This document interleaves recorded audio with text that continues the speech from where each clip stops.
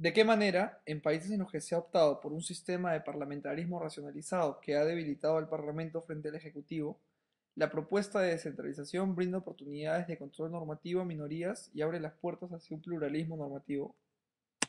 A ver, en tu pregunta planteas dos cuestiones distintas, o dos cuestiones relevantes desde el punto de vista de la organización del Estado, pero que son, digamos, son dos temas que se formulan en el marco constitucional de forma distinta. Por un lado, lo relacionado con la organización horizontal del poder, que es la forma de gobierno, el sistema presidencial o parlamentario, o las variables de uno u otro.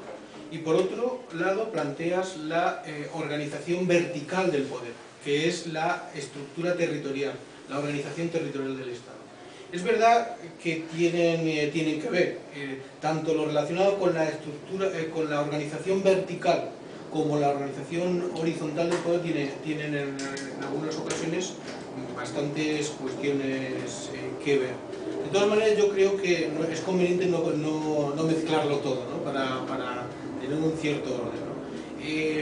A ver, desde el punto de vista de la organización horizontal del poder, o sea, lo que es la forma de gobierno, los dos grandes modelos, como sabéis bien, son el modelo presidencialista y el modelo parlamentario, ¿no? Dos grandes modelos.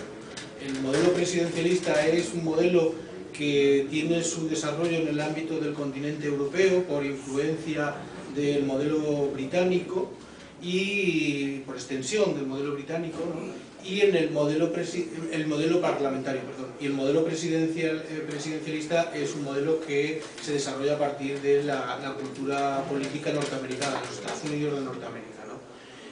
Estos modelos han evolucionado y hoy encontramos pues, modelos presidenciales que tienen una amplia incorporación de elementos de control propios del parlamentarismo. Por ejemplo, es lo que está sucediendo en muchos países latinoamericanos, incluso en Perú en este momento, bueno, y en otros momentos también, en donde tienes un sistema donde aunque sea partido de un sistema presidencialista, se ha ido incorporando elementos, digamos, del parlamentarismo, ¿no? Para conformar un sistema de control político por parte del Parlamento de los ejecutivos, ¿no? Y eso es un proceso normal. En los sistemas parlamentarios, como es el caso español, es un sistema parlamentario que a la postre también ha ido, digamos que, incorporando elementos presidenciales. Y hoy en día pues tenemos un modelo muy presidencialista, aunque tenemos un sistema que se denomina formalmente en la Constitución parlamentario. Luego, no me quiero ir por las ramas, aunque lo esté pareciendo, ¿no? en mi exposición. Lo que sucede es que tanto un sistema como el otro evolucionan, ¿no? Evolucionan incorporando elementos de fortaleza de los ejecutivos, los parlamentarios del modelo presidencial, y los presidencialistas de instrumentos de control del parlamentarismo, de instrumentos de control del sistema parlamentario. Por tanto, eso es una cosa normal. La cuestión es, digamos que como en todas las buenas comidas, incorporar las dosis de los condimentos ajustadas, adecuadas, ¿no? Y por tanto esa es la cuestión. Y luego la organización territorial, que es la otra gran cuestión que señalas. La organización territorial, bueno, pues normalmente hay dos o tres grandes modelos territoriales, ¿no? El federal, el unitario, el autonómico o el regional, etcétera, etcétera, ¿no? Este es un tema del que nosotros estamos hablando y vamos a hablar esta mañana también aquí en la universidad.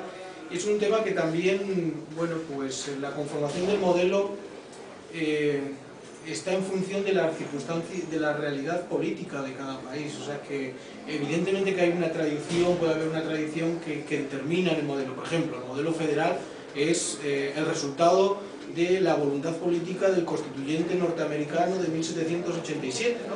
Pero en esas circunstancias el federalismo era la alternativa de integración ante unos estados que lo que pretendían es llegar a un pacto de digamos, de acuerdo básico y mantener la independencia de todos los estados originarios de la independencia norteamericana, ¿no? Por lo tanto, ahí hay unas circunstancias políticas que dan lugar a eso.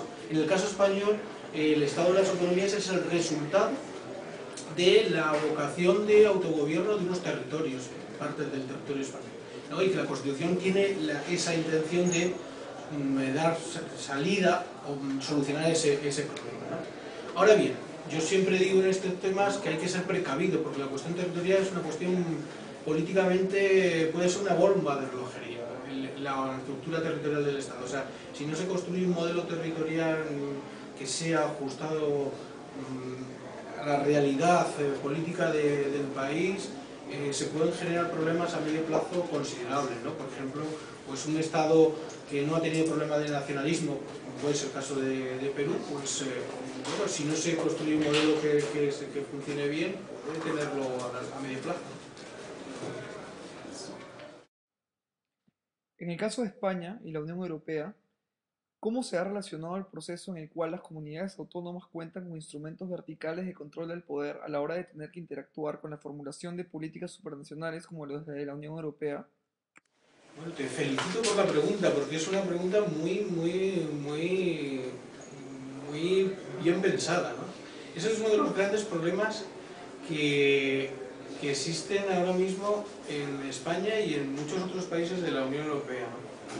El proceso de integración en la Unión, de los países que forman la Unión Europea, ha hecho que el proceso de producción del derecho sea de una gran amplitud, de manera que hoy en día en el ámbito de la Unión Europea hay una gran cantidad de derecho que es evidentemente de aplicación y de aplicación incluso directa en cada uno de los países de la Unión bueno, pues que tiene una gran relevancia.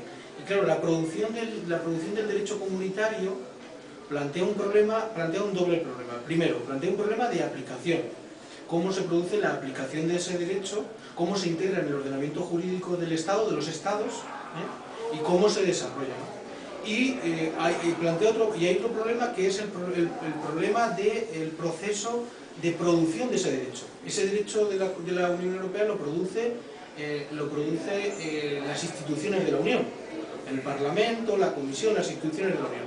Pero evidentemente los Estados y los órganos legislativos de los Estados también quieren tener presencia a la hora de la producción de ese derecho. Bueno, esto se complica más cuando estamos en estados descentralizados. Alemania, España, son dos modelos. Alemania el modelo de un Estado federal, España un Estado autonómico que funcionalmente es un Estado federal. Se plantea un problema porque la cuestión es cómo se articula un sistema para que en el proceso ascendente de producción del derecho, o sea, en el proceso de creación del derecho de la Unión Europea, las comunidades autónomas o los Länder alemanes participen. O cómo se produce el sistema para que el derecho producido por esas instituciones no solamente llegue al ámbito estatal, alemán o español, sino también al ámbito de los estados o de las regiones, ¿no? Y eso es una de las cuestiones que se está solventando en este momento. ¿Cómo se está solventando? Pues con la conformación de comisiones parlamentarias, por ejemplo, específicas para todo el proceso de conocimiento de los procedimientos del inicio de las iniciativas legislativas europeas, etcétera, etcétera, para que los diferentes ámbitos territoriales puedan manifestar su opinión antes de que se active todo el proceso de elaboración de directivas, de decisiones, etcétera, de las normas comunitarias, ¿no? Por lo tanto, es un sistema especialmente complejo, teniendo en cuenta el número de países de la Unión, 27 ya, y teniendo en cuenta que hay que compatibilizar, pues eso, el nivel comunitario y el nivel de los estados y de los entes regionales o estados federados en el Estado federal. En 1981, el Tribunal Constitucional Español, en una de sus primeras sentencias, expresó: autonomía no es soberanía. Casi 30 años después, ¿Qué balance le deja a usted el cumplimiento de dicha expresión del Tribunal Constitucional Español?